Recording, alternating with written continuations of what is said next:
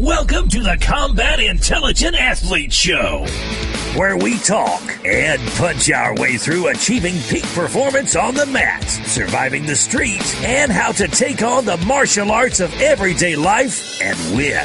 And now, here is your host, Coach Rodney King.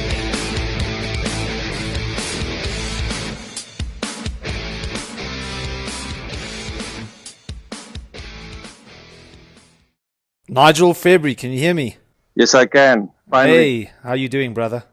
No, I'm good. It's one of those weird Friday mornings. No, I'm sure. Well, listen, let's see how it goes, man. I'm sure we've sorted out the technical issues. You know, technology is great, but when it doesn't work, it's frustrating, right? Yeah, let's see how far we can go before the cut us off. Absolutely, man. I was actually going to call you the Pied Piper. I thought that would be a nice way to describe you.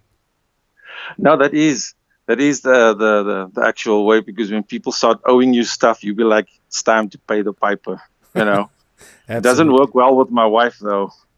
I'm sure. So I thought let's just jump straight into it. And, for those who don't know you in the world of martial arts and specifically, the blade, maybe you can give everybody just a brief background on your history, and then we can kind of talk about the Piper knife system itself.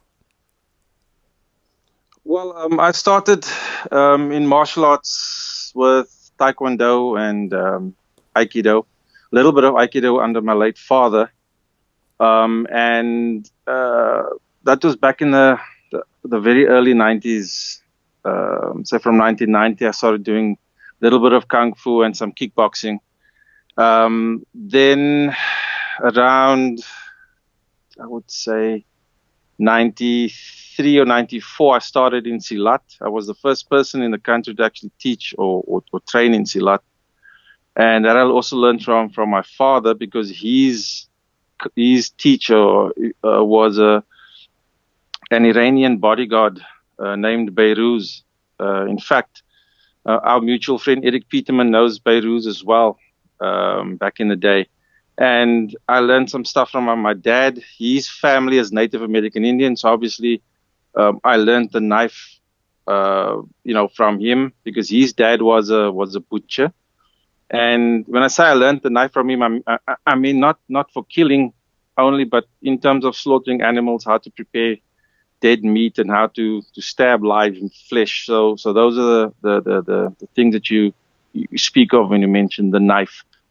Then from 95, 96 onwards, that's when I started hanging around criminals, I would say numbers gangsters. That's when I started learning criminal knife.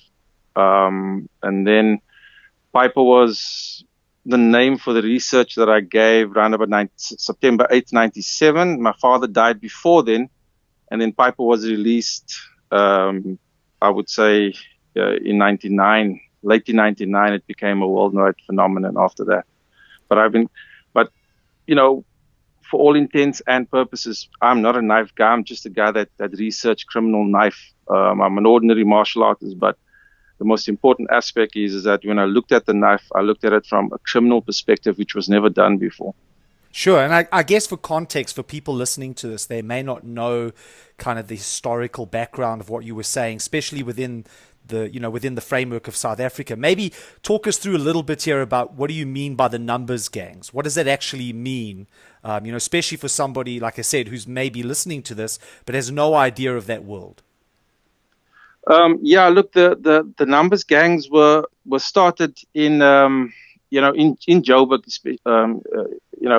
to be precise, around the turn of the 19th century. We're looking at the late 1800s by a criminal or thug called Nongoloza Matibula, and he had a group of thieves, and they robbed and pillaged the mining compounds. And obviously, when he was caught, it was in jail that he, started the numbers. To be brief, there were 28 of them incarcerated at one point, and that little band of robbers or thieves in the that was in the prison at the time, that they were called the 28s. And obviously the 26s and 27s, followed thereafter. The thieves were the 26s, the actual fighters or warriors. They were the 27s, and these actually numbered 27 and 26 and 28 in the initial prison groupings, because that's exactly how it works. Within prison, you still have hierarchies, different gangs, like they do in American prisons. We have the same here, but we just have it as number designations. So that has been around, for more than a century, and the numbers gangs are operating from prison, and they now have an influence extending, beyond prison at the moment. So the 28 gangsters are normally noted for their homosexuality and sodomy and rape. 27s, killing or assassinations. 26s, anything to do with money, theft, fraud, those kind of things. Where would you say would be the largest contingent of the numbers gangs right now? I mean, would it be right to say that it's predominantly in the Cape Province, or does it kind of grow out from there and move throughout all of the areas of South Africa? Well, my father-in-law was actually a prison warder on Robben Island and Paulsmoor. When I met my wife, he was already retired. And he lives around the corner from Paulsmoor. So that is the hub for Cape Town. Okay.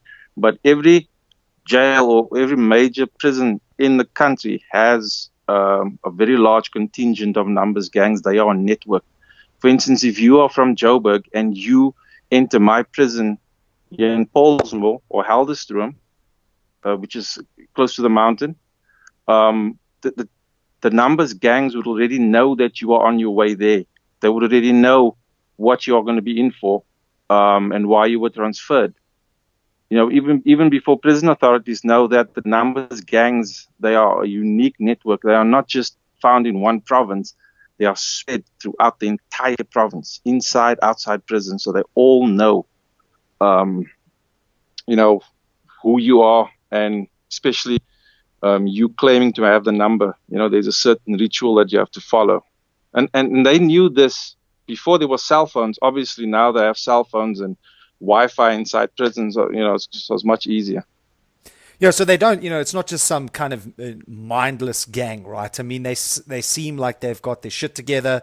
They've, obviously got a hierarchy. They've got some kind of management system. So they know exactly what's going on, as you noted, which is, it's that in itself is very interesting. Yeah, they are very strict. Their system is based on, you look at post-colonialism. If you look at the hierarchy between in the British regiments, we're talking about 1899, 1900, when they were fighting in the Anglo-Boer War. Their present hierarchy is based on the imperialistic structures of Britain. They are a military. They have ranks: sergeant, lieutenant, those kind of things. Generals are the highest. They have a magistrate in jail. Magistrate is someone that knows the legal issues, what to say in court to get a particular sentence reduced, because these guys still commit crime in prison, Then you have then you have some guy that actually teaches you how to use the knife, where on the anatomy to attack. And that's what I found to be very interesting from my perspective, was they knew how to use the knife. It was not a random thing, rage and anger. They knew exactly where to hit. They even know how deep a cut or a stab has to be, to vary the injuries, to make sure the guy doesn't die, doesn't bleed out too much, just to mark him, just to scar him. So they are a lot more stricter than we give them credit. They're even more stricter than, I would say, the police. If you look at their ranks, they do not take kindly to dissent in the ranks. You don't just attack people randomly. There has to be a meeting. There's an order to things. So one thing I can tell you is that the numbers gangs are very organized. I mean, if they weren't, then how is it possible they were able to still be relevant with the changing times? We've had a period when there wasn't apartheid, then we had a period when there was apartheid, and then when it ended, we are now living in the period after apartheid, and they're still relevant. And this call, this conversation we're having now was in the midst of another gang war in Cape Town. So they are very relevant still. So Yeah, I think that's an important point, and I guess it makes sense, right? If anybody's ever watched any of these kind of reality-based documentaries on prisons, I mean, it would make sense that the edge weapon would be at the forefront in those kinds of environment, because it's definitely a weapon that can either be fashioned or potentially is accessible, right? now that's the other thing. We look at violence differently in the martial arts. I'm not saying that it's wrong, because you have to remember, I'm a criminal knife researcher, but I'm still a martial artist, just like you. I still do the same things.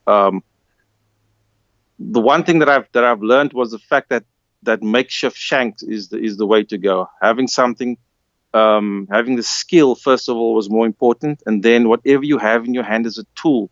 And once you start messing around with people's bloods and insides, and whatever you were busy with needs to either be sanitized or it has to be disposed of. Our mindset is a bit wrong. We're buying these expensive tactical folders and buying expensive swords, and it's like you're not going to be using it anyway. If you understand how quick criminals operate, they work with ambush in mind. They don't work with a one-on-one thing. They don't want to duel with you. They don't want to get a shield and a sword and spear. So those are the things that people need to understand, is rather think like a criminal and as to how he would do things. That's how you're going to start making a dent in crime. I don't want to digress, but the fact that you pointed out that within that environment they make, they have to make do with whatever they've got. I think that is the most important thing to understand, is that we have to then make do with the little that we have. As civilians, that little that we have is an understanding of how difficult it is to navigate around the issues of the law. These guys have somebody in prison amongst the numbers that actually knows the law better than any of us civilians do. So they know exactly how far to go in order to get, and they're not scared of prison. This is something that civilians don't really understand, and I use the word civilians because I'm not speaking about police, I'm not speaking about special forces, I'm speaking about civilians, the people that are currently listening to us right now, that are in your classes right now. So we have to understand, when you speak of knives, you're speaking about the criminals. That's their territory. Yeah, I think you made some really important points there, and so I think we can kind of come back to that at a later date, once we start talking. But let's kind of just go back a little bit, and as you said, you're a researcher. You looked into this knife, system, this application that was used by the numbers gangs. I mean, can you kind of talk us through, like, what was your kind of aha moments, or what were the kind of the main things that you noted as you started working on your research? Yeah, that's actually a very good point. And I think people need to just understand this. This is not. There shouldn't be a topic that is up for debate. I've learned this directly from the criminals. Look, I grew up on the Cape Flats. I live about 2 kilometers from where I still attend church at this Elsie's River. That was at one point the knife capital of the world. Right? In other words, you used to come there if you want to get stabbed or want to learn how to stab somebody. So the first thing that I've noticed is, remember, I came from a background of Aikido and kickboxing. Okay, I learned that the knife defenses, or the knife attacks that we've imported into the country, along with the martial art it was attached to, was inconsistent and incorrect. The criminals use reverse grip only. It's a cultural paradigm that comes from the history of the people actually perpetrating the crime. We have to look at our racial and ethnic dynamics in the country first, and not just accept that all attacks in the world is generic. All criminals are the same. all attacks look exactly alike. And that was the biggest mistake. So if you look at the Piper system, you'll see it's not what Nigel February developed. That's exactly it's a simulation of what criminals are doing, an amalgamation of what criminals are doing at any point. First thing was reverse grip is how they're going to attack you. Reverse grip. Second, ambush. Thirdly, you feel the knife before you see it. That's in the event of a stab. Fourthly, when you do see the knife, it's threatening, right? And the other thing that is an issue for me is you have to learn that if you're living in Canada, you need to understand how the criminals operate in your country. Learn the languages that they use. In South Africa, you have to know who they are. You have to have that intel. I never speak about situational awareness. I'd rather say learn the intelligence of the land. Know who the major drug dealers are just outside your neighborhood. People speak about the streets. Which streets are you talking about? If you say, Mom, this is not effective in the streets, which streets are you talking about? So you have to understand who are the major drug players? Where are the prostitutes hanging around? Who are the guys running security at nightclubs? That's a gang thing nowadays. So that is the intel that you need, specifically relating to surviving this. So it wasn't just about, a guy attacking me with a knife. I needed to know a lot more. I found out that the way that they move is cultural, based on the tribes that were present in Cape Town at the time. We had an influx of Native Americans from West Indies. We've had an influx of the Malaysians that was brought here by the Dutch and Arabs. The Malaysians brought silat with them. It's evident in the language. The Malaysian language, the Tagalog language, was one of the main languages that formed Afrikaans, right? So at that point, silat was taught father to son, and there was never anything official. They were fishermen, so obviously the knife was a major part of the Malay culture, right? So you had migrant workers, Sutu, Xhosa, and so on, moving from the northern parts of Cape Province. They brought these stick fighting techniques with them. And that's how this thing became a melting pot. And it became a melting pot inside prison. You had the stick fighting techniques, you've had the Malay knife, you've had the Native American tribal dancing, all of that moving in. And how I found this out was the social anthropology of the different traces, in pop culture, in the way which we speak, the slang, the dancing, the slang. Those were the little secrets, I would say, that started to make me wonder. But why would we be doing this dance if there's no traces of this people that was here? And that's when I found out my father was Native American.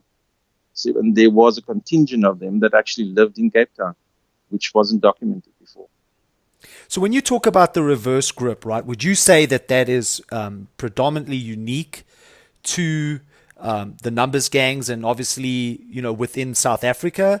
Or would you say that is something that's predominantly used across the board, even if I landed up somewhere else in the world? Well, from my research, it was first predominant in South Africa. That's the first thing I found out. Okay. Before I speak about around the world, I speak about South Africa first, because the first people that mugged me were in Cape Town. So it's predominantly in South Africa first. But what I've noticed in other parts of the world, especially when someone is filled with intent, someone is filled with anger, reverse grip is used overseas as well. Because if you've held the knife in reverse grip, it actually channels your predatory impulses. If you hold the knife in saber grip, it is what we call a fine motor skill grip. It's a learned grip. If you want to stab or punch something to death, you use reverse grip. That's one thing that we are born with. If you look at the way that a fetus is formed, from the embryo inside the womb, it's the hands are formed in reverse grip. Ready. When children are beating on drums at like a few months old, That's reverse grip. Your what do they call it? When you use the back of your hand, pounding down on things. Like a hammer fist, right? Like a hammer fist kind of thing. Yeah. So that's the most ingrained movement that you already know from an embryonic phase. But if you look at saber grip, no, that's a learned skill because you have to learn to cut something. Surgeons use that. If you want to learn to cut meat, you have to learn to cut meat. You don't just naturally know how to do that. But in terms of reverse grip in South Africa, that's predominant. That's what we use. If you actually want to kill someone, if you want to get something done with a knife, you use reverse grip. If you want to butter bread, you use saber grip. That is the way it is. Overseas, I've actually noticed people are switching between both grips, reverse and saber, which is not surprising because it's human nature. It's a dark part of you that is activated the minute you start wanting to use a knife on another human being. That's not a normal slap or punch reflex, So, but I will say this: reverse grip is what is being used in South Africa because of the type of wounds created. That is the most important takeaway for me, personally, when I looked at this research. So two things there. So first, it makes sense to me. I can kind of see that reverse grip as a primal kind of almost evolutionary movement, as you were noting. I mean, if I'm just thinking, as you were saying that, I was thinking about like National Geographic watching gorillas fight, right? And even gorillas, when they fight, they tend to use that kind of hammer fist action against another gorilla. So that makes perfect sense. And then when you say that, that reverse grip is indicative of the kinds of wounds that a person is trying to make, maybe speak a little bit about that. I mean, what are they trying to actually achieve by using that reverse grip? Okay. To explain the reverse grip, I'm going to speak to you as if you I would if you were in my class right now. Sure. When I speak about reverse grip, is you have 3 to 4 times your body weight at the end of the tip of the knife, right? If you hold, and remember, if you use reverse grip, the blade is dangerous on the way out of the wound. If you're going to stab somebody, saber grip, the knife is only dangerous on the way in. That's why it's easier to stop it. The problem with reverse grip is that it causes the body to retain a very closed-in structure, making the wound a lot more. I would say the wound becomes a lot more. There's a lot more trauma attached to it because you could actually do a lot more damage than, let's say, if it was saber grip, purely because the mass of the knife is irrelevant if you use reverse grip, as opposed to you need to have mass on your blade if you use saber grip, because that was actually used for swords. Swords, the blade was 8 times the length of the hilt, and mass, especially in reverse grip, I could use a pencil, and just with leverage and a tight body structure, I could actually exact 1.5 to 3 times my body weight behind the blade if I use it in reverse grip, especially if you consider that I can do it all the time. I can continuously stab without losing any momentum, without getting tired. In fact, every blow becomes a lot more powerful than the previous blow. So that is the one thing people need to understand in reverse grip, that you can go deeper. You can control the wound cavity a lot easier, right? And this is what I've learned from the numbers gang. They know exactly how. If they have a lot more wrist control, because you see the wrist is held straight if you hold something in reverse grip. But if you hold the knife in saber grip, your wrist has to make adjustments. Yeah, that makes a lot of sense. I guess one of the things, while you were saying that, I mean, and just kind of visualizing what that would actually be like, and I mean, it's kind of a difficult image to keep in your mind. Talking from your experience, though, I mean, what chance does a person actually have in their ability to defend that? I mean, is there any way to actually, obviously bearing in mind, we have this amazing medical system these days, and we hear all the time where people have been stabbed multiple times and they've been able to come through that. But of course, as you know, especially in the martial arts world, right, there's a lot of emphasis placed on, empty hand versus the blade and defending yourself against that edged weapon. Based on your experience and what you've seen, is it possible? Is it possible to actually go empty hand versus a blade and actually survive that? Yes, but people are not going to like it. They're just not going to like what I have to say. I'm going to use a particular art that I've chosen specifically for this discussion. I'm going to look at BJJ, for instance. The reason I chose BJJ is because it works in clinch range. And that's where Piper works, in clinch range. Okay, there's no such thing as a knife range.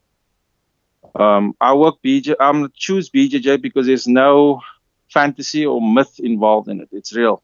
It's what you have now is a result of 70, 80 years of people actually just beating each other up for real. Also, they start addressing any bladed attacks or anything in your hand from the clinch range. So let's start there. People have to engage. If you're going to try and attack or defend yourself, you're going to have to change your mindset and you have to start changing your vocabulary. That's the first thing. Okay? They have to. If somebody is going to come and kill you, you can't not die. That is generally what I'm seeing nowadays. I want to kill you. You don't want to die. Do you understand how different they sound? Because it's different concepts. I want a different thing to what you want. In the past, I used to say you need to have equal or greater intent than the person attacking you. In everything. I didn't speak about techniques. I just said you need to have equal or greater intent, meaning that you seriously need to change your game plan in your head before you engage this. Defensive blade doesn't exist. The guy coming in to kill you, you need to go in. And when I say go in, not run around and throw chairs at the guy. It's if you're fighting for your life. And a guy closes in quickly, you need to start doing something positive. Positive is exactly what he's doing. That is how you're going to survive this. A negative reaction is when you're moving away from him, trying to disarm him, trying to restrain him. You need to do the exact amount of positive movements he's doing. See, he's trying to kill you. You have to try to kill him back. That's why I said people are not going to like what I have to say.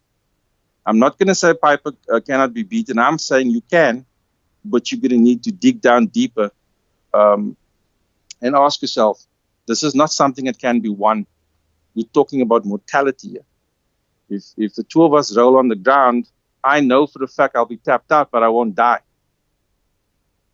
With a blade, anytime it's taken out, death and life are two things that come up at all times. So people, first of all, need to change the mentality and realize this is not the same as an empty-hand fight. This is not the same when somebody's attacking you with a stick. The minute the knife comes out, it's likened done to a firearm. It's going to be designed for one thing: it's to end your life. So that's the first thing people need to remember. Change your mentality, change your vocabulary. If he kills me, I kill him back. And it starts there. Yeah, no, I mean, of course, I'm just thinking as well when you were saying that. I mean, obviously that's that extreme case, right? The person has pulled the blade, they're moving towards you, then they have that intent to eliminate you. And as you noted, really, kind of like in the beginning stages of this, is that I guess the other uncomfortable truth of all of this is that a lot of times you're not even going to know that a knife is in play until you've actually been stabbed. And even then you may not know. I think you will probably also, I think part of your question was,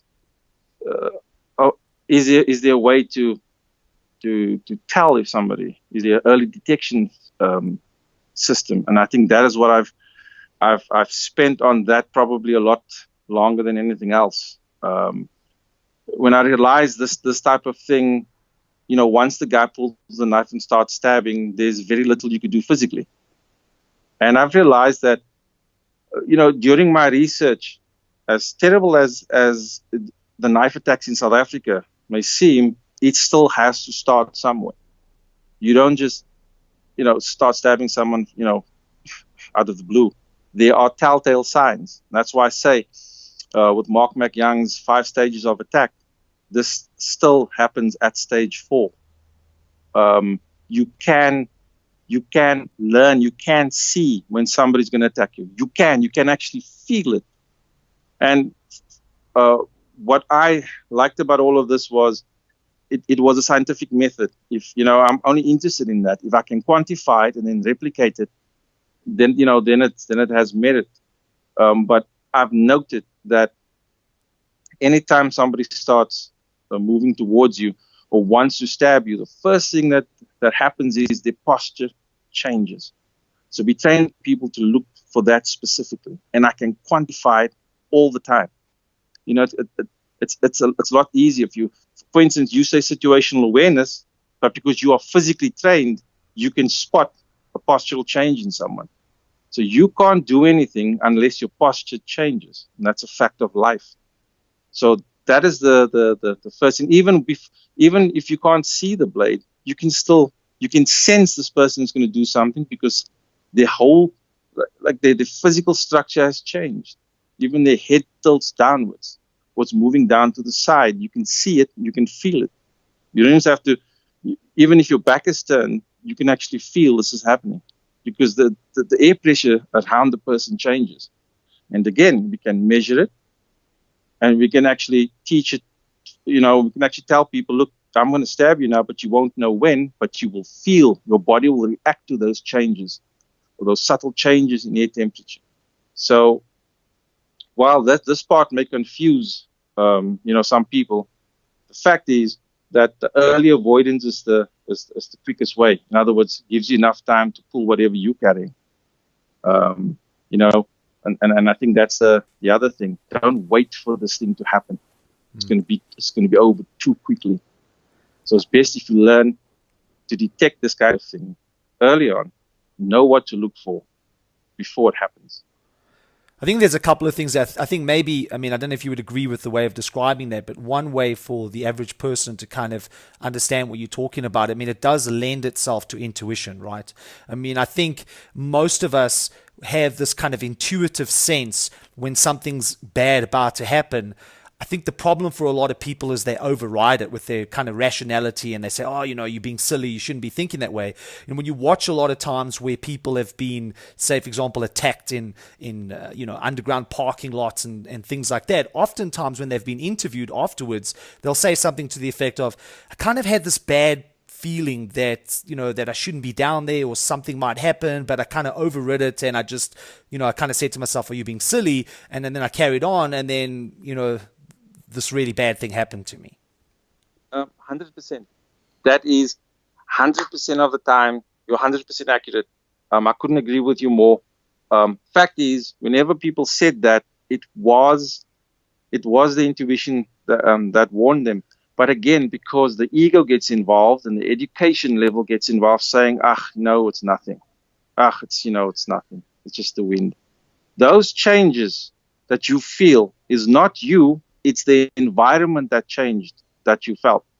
At our last gathering in September in Kimberley, where all the Piper groups get together, I actually taught this, and I said, it's your body reacts before your brain can, because there's a primal part of your brain that actually wants to keep you alive, wants to keep the organism alive, right? But your rational thinking is actually what's stopping that from happening. We educate the primal out of our lives, and we don't realize that. We call it common sense, but the body has its own survival mechanisms. And when you are placed in this environment, the difference between standing in front of you are at the zoo and you can feel, this is a lion. You can feel that's a predator. You stand in front of a springbok and you realize that it feels different because the creature itself will actually emit what it's feeling at the moment. And that feeling that you get when you stand in front of a predator, criminal. That's exactly what he's conveying to you. Whatever he wants to do, he's already conveying to you by his posture. So his posture is telling your structure what is about to happen, but our brains don't pick it up. No, it does pick it up. It just doesn't want to accept the data. That is the issue. The whole idea of me running away, I feel more ashamed of that idea than the body's actually saying, run away, you're going to live. Yeah, I totally agree. I mean, it's kind of that primality. And I think, leading off that and just talking what I've experienced, and I'd love to hear your point of view on this, is that I've actually talked about this to a few other people, is it's kind of interesting to me, though, unless you're actually in an environment where you have to deal with violence on a daily basis. If we talk about the average person in South Africa that doesn't have to deal with that on a daily basis, there seems to be oftentimes a reluctance, really, to actually develop those skills, to develop the self-preservation skills that they should have, especially considering in the country that we live in. And I always kind of make this joke all the time, in South Africa, to try to fill a class, and a self-preservation class, is almost impossible. But I can go out to, say, Redondo Beach in California, where it's such a safe place and you really don't need those skills, but you'll walk into a school there and they'll have 500 students all learning how to defend themselves. I mean, have you noticed that too, that there's this kind of ostrich in the sand kind of mentality that happens here? Or maybe it's just people have just given up hope. They feel like there's no way to fight this, or which somebody else said, I think it was James Smart who said this, which I felt was really an important thing. We were saying that there's also reluctance with a lot of South Africans that they don't want to go there because they don't want to change their lifestyle. They want this kind of lifestyle, this freedom and everything, but they don't actually want to acknowledge that we live in an inherently violent country, and to assume that this may not come your way, I think it's a silly thing, and I think it's crazy that people think that way. I think because I listened to James actually say this, and I think we have to go with what he said. People don't want to change their lifestyles. I think he's got it spot on. I mean, that's exactly how I feel, and what I've spoken to my students as well is, we don't want to change that aspect of our lives. We don't want change. We don't want to struggle, because when we look at martial arts, we think, to go to class twice a week. But, you don't have a problem going, to a braai on a Friday evening, sit in the theater on a Friday evening or whenever. And if we were living in Redondo Beach, I would say that lifestyle is warranted. But the fact is that you're living in one of the world's most violent countries. I mean, our stats for murder is 52 per day. That's more than countries that are currently at war. When a country is at war, a lot of the constitutional rights and privileges are actually suspended while you are at war. You don't even function as a proper a country. Your economy doesn't function properly. South Africa, at peace or at rest, we are a lot more violent than those countries. So it is what you said earlier on, ostrich in the sand thing. Because the ostrich knows what's coming, he sticks his head in the sand, doesn't deal with it. What James said is exactly what encapsulates everything that is wrong with the training mentality in society, is that they think it's too much effort. That's number one. Number two, they know there's a problem. And number three, and this is what a friend of mine, Brian Menny, also said, is that they expect the government to fix it.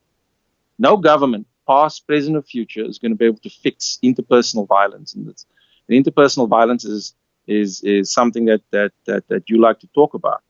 When it deals with how are you going to physically deal with violence physically, because it has a beginning, it has the duration, and then it has an end. What happens after the violence is finished, And you've spoken about coaching people through that process. And the problem is people don't show up for class, Rodney. Nobody wants to actually show up for their first class because they don't understand that it's a life-changing experience, meaning that I won't change your life. You have to change it. You have to start fitting in this life-saving skill into your busy schedule, because apparently it's quite busy. right? But you've got a lot of redundant things that you don't need, redundant activities and skills that you don't need. Why will I say that? You're living in a very violent economy, a violent country, a violent culture. It's different if you were living in South Beach in the US or in California. It's different if you were living in a very, like in Switzerland, for instance. Yet the Swiss citizens are more armed than what we are. It's a very peaceful country compared to their crime. But if you're living in a country infested with zombies, wouldn't you think that stockpiling weapons would be a good idea? Because your culture will reflect how you respond to it. And I will say this, James is right. It is that we don't want to make allowances for this new, this new change in our country. We don't want to make allowances for that new change to fit into our lifestyle. Yeah, and then the same person that won't put the time into developing their self-preservation skills will spend an inordinate amount of time, like 20 hours a week, playing PlayStation, right? Yes. First of all, I play PlayStation too. The only reason I do it is because I don't want to. I always tell my students, you better leave me to game because I will hurt you if I'm not doing something else. Yeah. So I'm saying, look, there's nothing wrong with putting the time in. Look, I'm a martial artist. I'm also gaming. That's called a hobby. But like you said, and this is something that I actually do pay attention to what you say on your blogs, just so that you know, because I'll be quoting Rodney King at this point. I always say that there's a discipline that you will need to do daily activities. When you wake up in the morning, when you breakfast, the things that you need to do. If you have any discomfort, pain management, taking care of your business, taking care of your relationships with your families and your friends, work colleagues, those kind of things. There's work required to do all of those things, right? Because your paycheck at the end of a working month is a reflection of what you've put in at work. The same with the relationships. Now, if you're living in a country, especially in Joburg, where the crime rate is quite high, and like it's very high because you have a lot more people than Cape Town does. So the frequencies are, in my opinion, Joburg is just a lot worse than for a Cape Townian. We always regard Joburg as the worst because you have a lot more ground than what we do. You've got a lot more houses, a lot more people, and the clusters of people and different cultures being thrown together. So now, when you're living in an area like this, you still have people that are trying to create little bubbles for themselves. They want to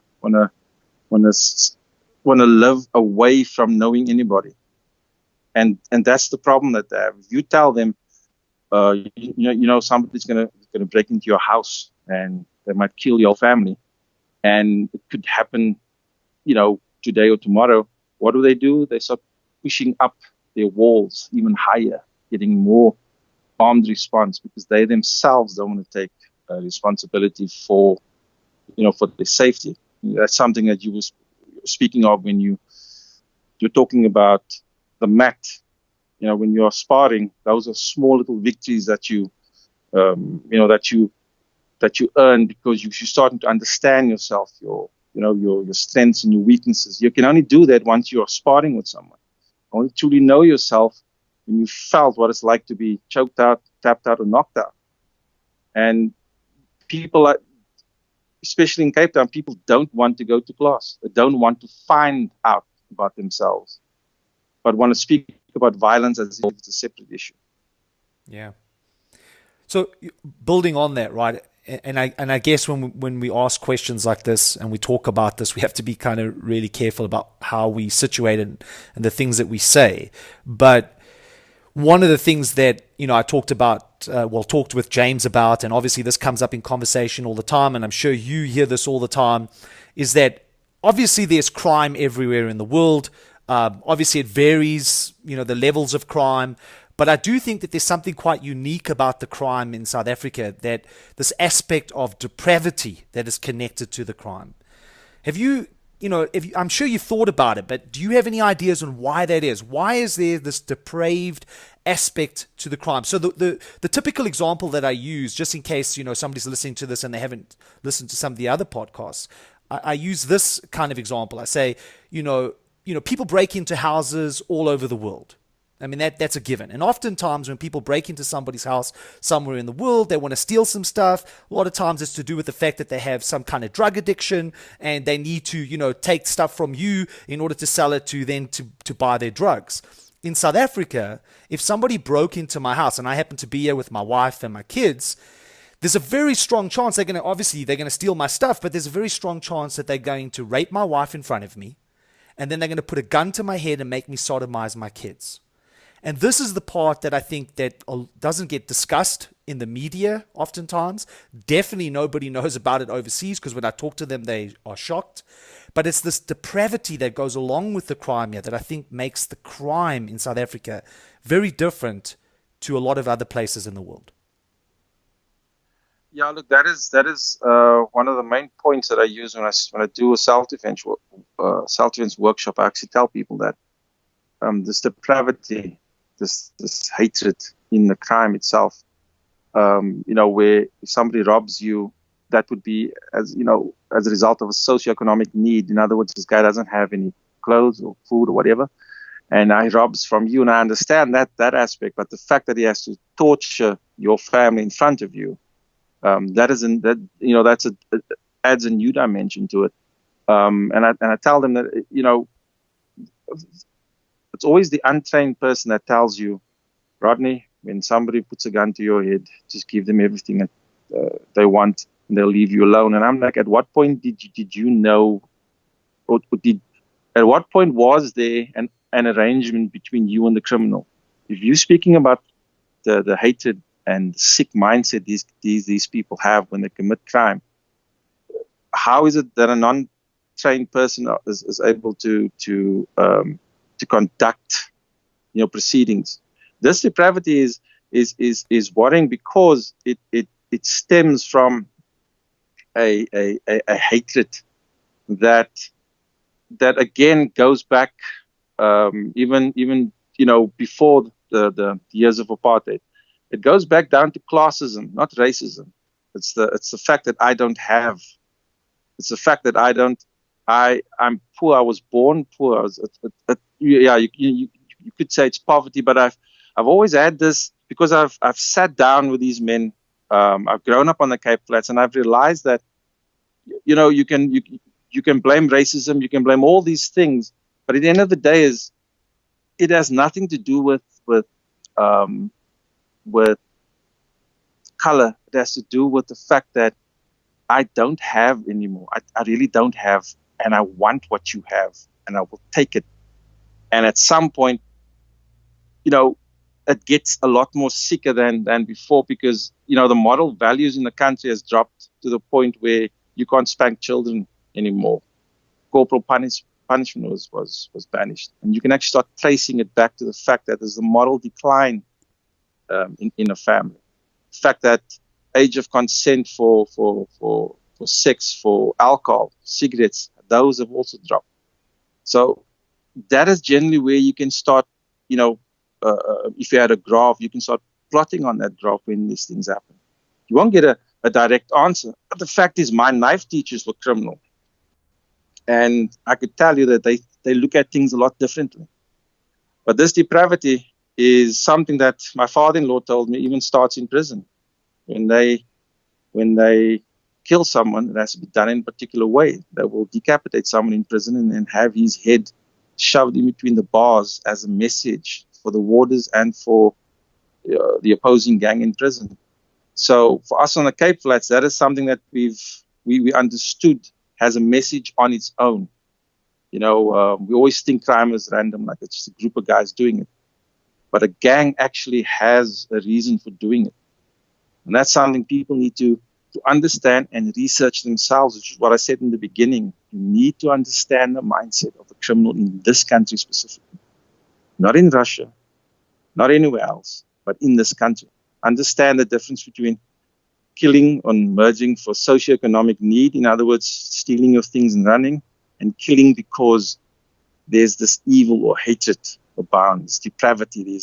In other words, you could have just taken my goods and left, but instead you tortured me for a few minutes. So that is what people need to understand, and they don't want to talk about it, as you've said, because it's a very uncomfortable topic, because it's never happened to them. But I can tell you that it's not just, you can't say it's because of racism, it's because of classism. So socioeconomically, I'm better off than you, and all of those things starts bottling up, and there's no outlet. We start getting involved in gangs, and these people start feeding that anger, start feeding that hatred, where they can just go in and they give you the belief that they can take anything that they want. That's what gangs do. They give you that belief that they can get you to do anything. Once you have the power over someone, you then extend that by doing a lot more. So in that sense, right, it starts actually from a position of powerlessness. And then once this criminal's in your house, because he feels powerless and he's seeking that power, in his mind he's thinking, I'm going to then take everything away from you that you love. And in doing that, I am now more powerful than you could ever be. Yes, that's exactly that. See, because now you understand, you've put yourself in his position. It starts with powerlessness and then getting that power. The fact that I was, you held the gun to my head and I just sat there and you tied me up.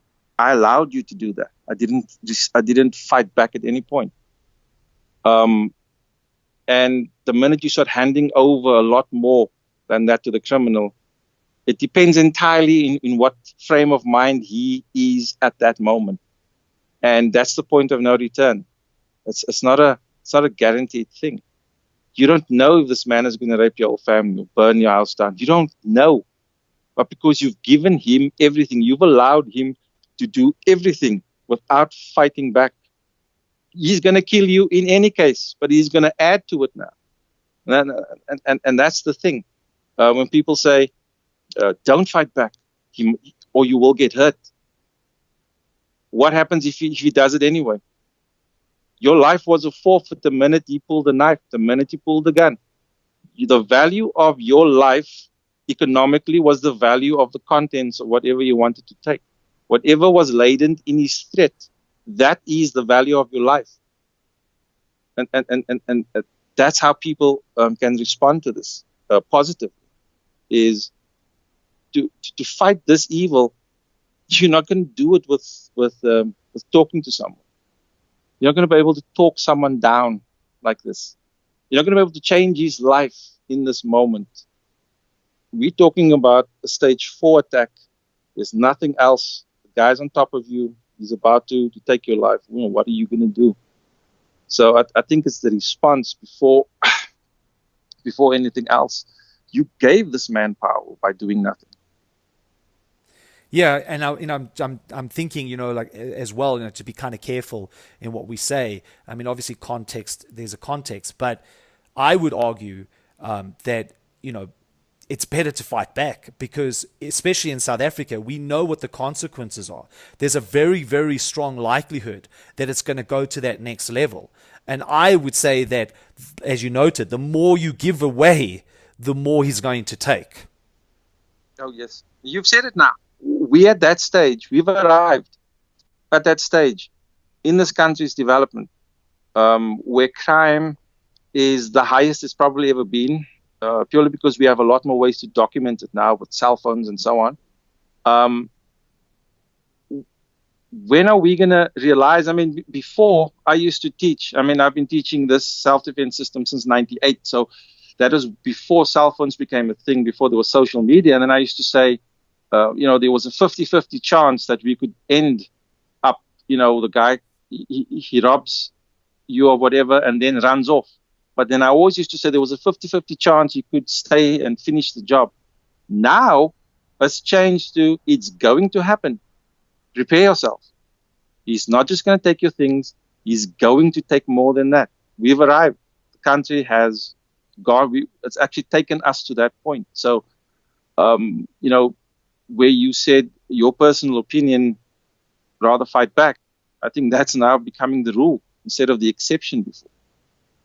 And I think that's part of the problem, right? Trying to get people to come in to do the training is shifting, as you noted, that mindset into this kind of frame and realizing that no amount of talking to this person is going to make any difference. And like it or not, you're going to have to bring yourself to the same level that this person is or beyond that, because you're going to have to dig really, really deep in that moment in time and realize that you're going to have to give it everything you have, because if you don't, the consequences is something that either you're going to die, or the aftermath is something that's going to be a trauma that's now going to stay with you for the rest of your life. And not only you, the rest of your family. I would rather go out fighting and dying in the process than ever allowing that. Oh, yes. What you just said now, it reminded me of how I normally end up at end of my seminars saying the exact same thing you just said. That's why I can't agree more, because I always tell people that economically, if you have studied economics or accounting or a business subject, you'll understand that the value of something is attributed to how much you are willing to pay for it. In monetary terms, if your T-shirt costs 50 Rand, that's the value of the T-shirt.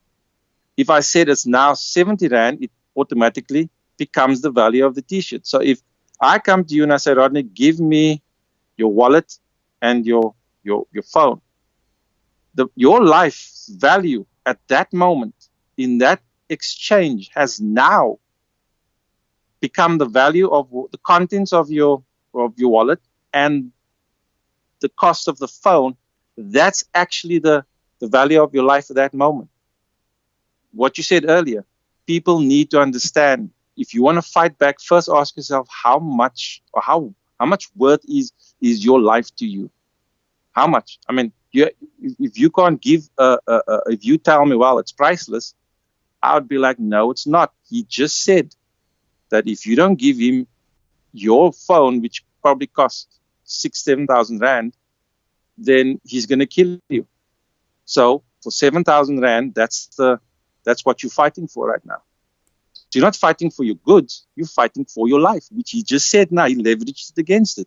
He said the $50 that's in your wallet, that's what your life is worth as we speak. You have to prove that it's a lot worth than that. Dig down deep and actually fight for your life, which you know how many people are actually reluctant to do so. Absolutely. And then, obviously talking within the context of South Africa, both you and I know what the consequences are of that, right? I've never seen once where a person has conceded to the demands of this person that it's ever ended there. Not in this day and age. It doesn't end there anymore. It goes way beyond that. No, definitely not. You said currently, and there's a way to test that with the amount of reports, with social media, with cell phones, being accessible, people taking clips. I mean, there's a clip that I'm tagged in this morning on Facebook where you saw a drive-by in one of the suburbs on the Cape Flats that happened yesterday. I saw that. Yeah, and they were shooting at each other, and it was like nothing. You actually saw the one clip. There was a little kid running around amidst all this. That's how commonplace this thing has become. So that depravity starts at that young age as becoming normal. It's about going to your house and I take your stuff. It's normal for me to just rape everybody in the house. Why? See the conditions I'm growing up in. See what the standard for principles and models of living has become for me, and then you'll see how different it is for you. So if I come into you and I start striking you for no reason, that's what I've been accustomed to. So that's why people are stunned and afraid, because they don't want to know what's happening on the other side. And it was uncomfortable for me training with, once I used the word training, when you deal with criminals, I was more like I was a fly on the wall. When you listen to and see how these numbers gangsters move and how disciplined they are, and you'll see exactly why nothing that you can do, the way you've been raised, doesn't amount to anything that these guys can do to you. The level of violence that they're able to access is incomprehensible. But the main thing here is you have to go in and start training. Unfortunately, the government's not going to help you. Showing up for a seminar the weekend is not going to teach you everything you need to know. Going in there and actually just knuckling down. I mean, I won't even tell you which systems are geared for the streets. My answer to that is, if anybody does ask me, is the system that's geared for the street is the one that you actually show up to for class. There you go. That's actually the secret. The magical system that you would need to survive this kind of violence is the one you actually show up to. I don't care what it is. It's you have to start attending class, make that a part of your lifestyle, or else you are not gonna get anywhere with anything. The violence is going to increase. The government is not going to be able to handle all of it.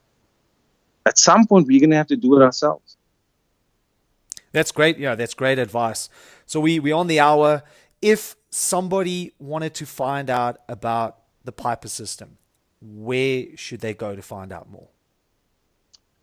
Well, my company, it's on Facebook, Grey Blade Security Solutions. We do the self-defense workshops, which is mostly for, the soccer moms and the grannies and the people not interested in fighting. We teach courses on avoidance. And then, of course, the Piper system itself, you'll find that on our Grey Blade page. And, of course, the Cape Town Self-Defense Institute, which is run by Kenneth Peterson, is a student of mine that does the exact same thing. So we tend to work in conjunction he does the anti-rape classes and works with those types of groups. And then there's, I think, Brian Minnie that's also involved in risk management. So if people wanted to learn about, the criminal aspects, I teach a course on that, and it's available through Daybreak Security Solutions.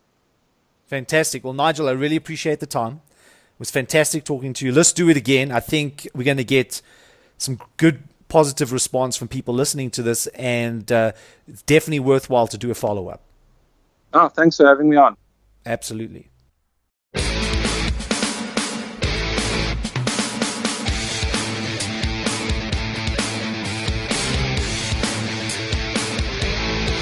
To find out more about our sponsor, Crazy Monkey, go to crazymonkeydefense.com, or to become a trainer, check out mastercrazymonkey.com. Until the next show, get out there and right hook life.